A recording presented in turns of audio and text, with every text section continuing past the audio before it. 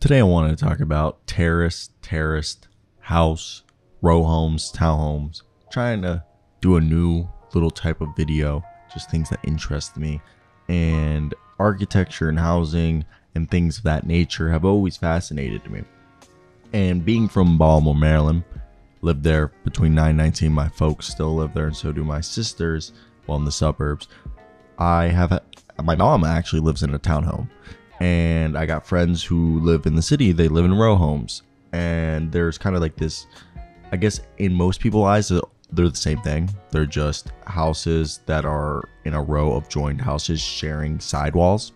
They're predominant in cities like Philadelphia, Baltimore, and Toronto, while they're also historically been used in Paris and I believe as well as places in England, as well as Australia, like Melbourne and Sydney. Very, very common style. Even in Finland, it's being listed that they've had these styles of houses. The Circus in Bath is a type of a terraced housing. And the terraced housing is kind of something that you would say is just anything that has a shared side wall. And I've always found it fascinating because these homes are great uses of space, and in some areas they are considered very poor and working class types of homes. If you've seen Rocky, that he goes in multiple areas. I don't think his house, I think one of his houses in like Rocky 4 or Rocky 5 when he trains Tommy Gun, it becomes a row home, but maybe his first home, but that's here nor there. It's in some areas it's associated with working class. But as more and more time has passed in gentrified areas or even in middle class areas, like where my mom lives in a very suburban area, she lives in a nice townhome, terraced housing, some might call it, which I think row homes are more characterized as very plain 2-story houses that are a bit more older, while townhomes nowadays are maybe modern 20th, 21st century conjoined homes in a suburban or gentrified area. And I think it's very, very interesting because this is very good use of land. Like my mom has an end unit townhome, and she's got like the biggest yard, and they're all fenced in, so it's very nice and very pleasant because you have your neighbors, you have a plot of land. And at the same time, it's a good use of space because they're in an area where they're very close to everything, but at the same time, it feels like you're not close, that the traffic and all that isn't there because there's all these different streets and curves of this neighborhood of townhomes, or in the city, there's row homes. While I want to say townhomes are predominantly in suburban areas, while row homes are, and townhomes can be a nice, downtown. I've seen them in, DC. I believe I've seen them in Miami, kind of like townhome styles down here, now living down here in Miami.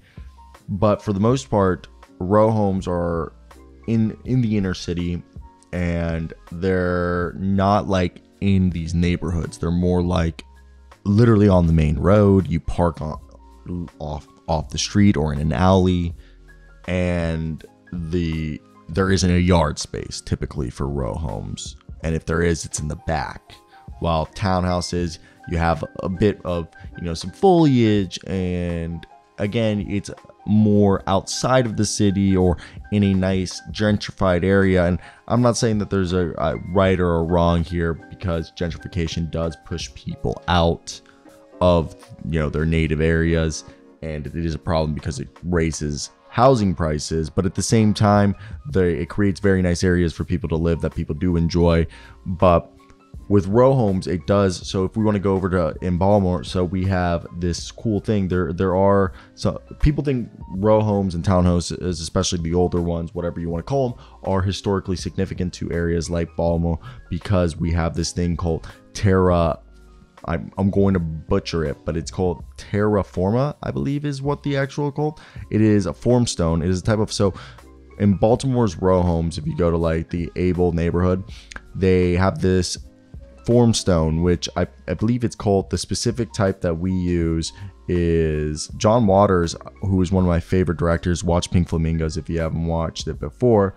Use this formstone. There isn't a name. I thought it was going to be like terracotta or something like that, but I believe it is a type of stucco, and the formstone is used in Baltimore, and it's basically, if you look at it, it's a brick building, and then we put this kind of, John Waters describes it as the polyester of brick, and that Baltimore is the formstone capital of the world.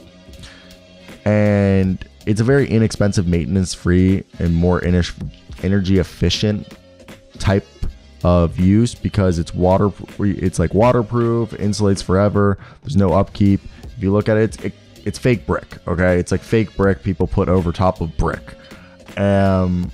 It's cool. Like, you don't really walk in Baltimore like in the areas that these are, but it's more you drive by, and I think it's really cool, because I know a lot of people will say, well, a lot of especially out here down Miami, we have a lot of aluminum and vinyl siding, or just like metal, and it's not the nicest thing, which are like cheaper ways to, weatherproof a building. But it's cool to see like the longevity of formstone was something people really took to heart in Baltimore. So I think it's really interesting to see how everything has evolved, and I don't know, I want to hear your guys' thoughts. There's some people don't like townhomes because there's different types, and throughout the video we've shown you, there are gothic looking ones that are really cool that are in Montreal, Canada, and you have sleek modern ones that you could find in like Boston or like Illinois. There's even these really cool looking ones in Uruguay or Uruguay, depending on where you're from, and they're all over the world, basically just houses with conjoined walls and they take up less spaces. And honestly, there's nothing, I don't think I know people who were very well off that their parents were divorced and their parents lived in townhomes because they didn't need anything bigger than that, because the kids were there half the time. Or I know a lot of friends that their first house, I lived in a townhome actually for like 5 months, and it was really cool. I guess it was more of a row home, but they did have the row home in a neighborhood type.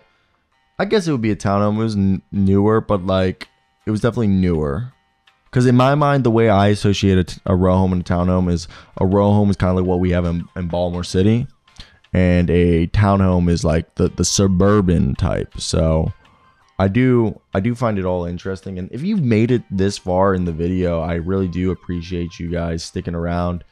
This is just kind of like a weird, maybe niche, new thing that I wanted to start doing, because I don't know, there's a lot of times where I catch myself going through Wikipedia articles or just articles on the web, deep diving absurd topics, and all my life my friends have called me a walking encyclopedia, and that I have a sponge of information, or just a weird interest for many different things.